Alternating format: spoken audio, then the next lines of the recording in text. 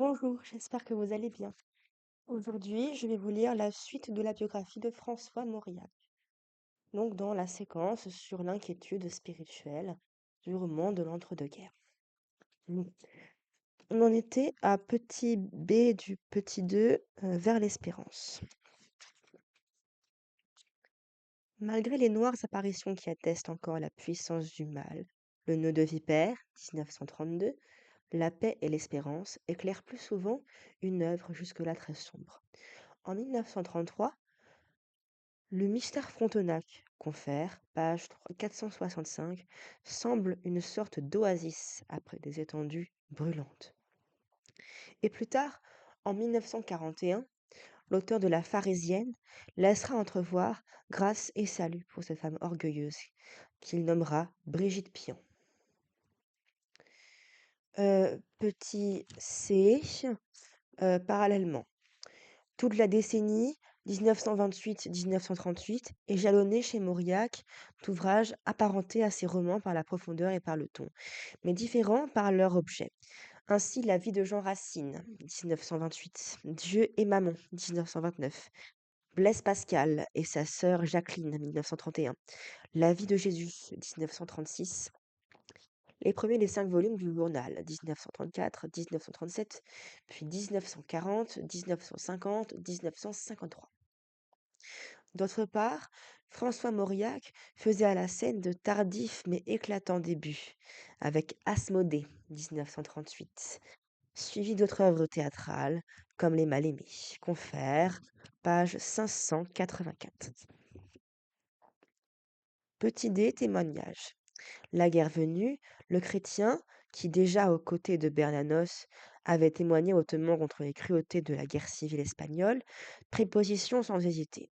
Durant l'occupation allemande, il écrivit sous le pseudonyme de Forez un journal de guerre, Le Cahier noir. Toutefois, il sut en 1944 garder une attitude généreuse envers ceux qui n'avaient pas partagé son patriotisme.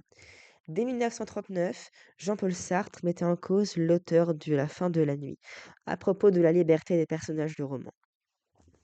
Quelque temps on put craindre que l'après-guerre, où le goût du public se déclarait pour l'absurde et le désespoir, ne détournât Mauriac de la production romanesque. Il n'en fut rien. Plus resserrés dans leur écriture comme dans leur composition, Le Sagouin, 1951, et Galigaï, 1952, révélaient chez lui des ressources nouvelles. En 1952, le prix Nobel de la littérature vient consacrer son talent. Depuis lors, François Mauriac s'est révélé, dans divers journaux ou périodiques, polémiste brillant et convaincu, non sans susciter, chez certains de ses lecteurs, des réserves et même des comportements. Confère bloc-notes, page 640. Après ce que je crois, 1962. De Gaulle, 1964. Les autres et les moi, 1966.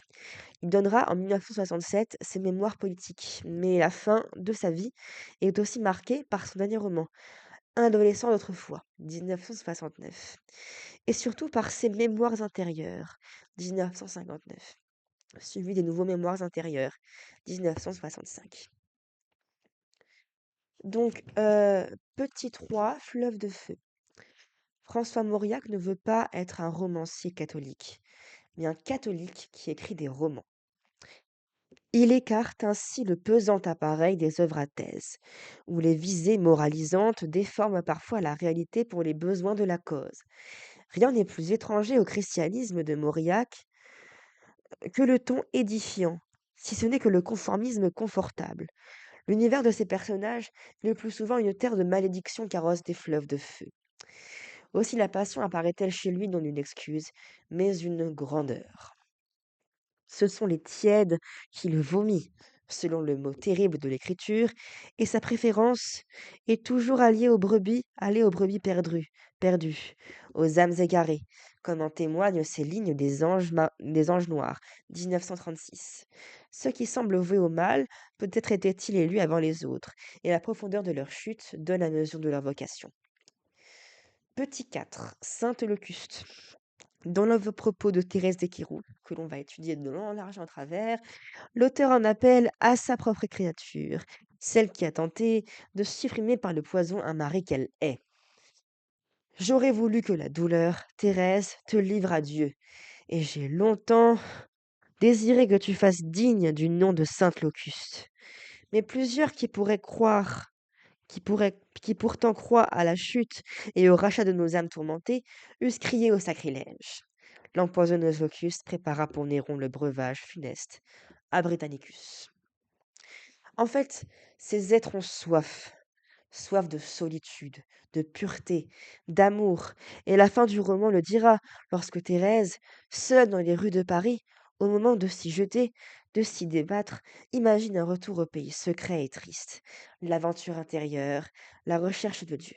Mais son heure n'est pas venue. Je vous lirai la suite et la fin de la biographie, ainsi que le début du premier extrait, dans 4 jours. Merci d'avoir regardé. Au revoir.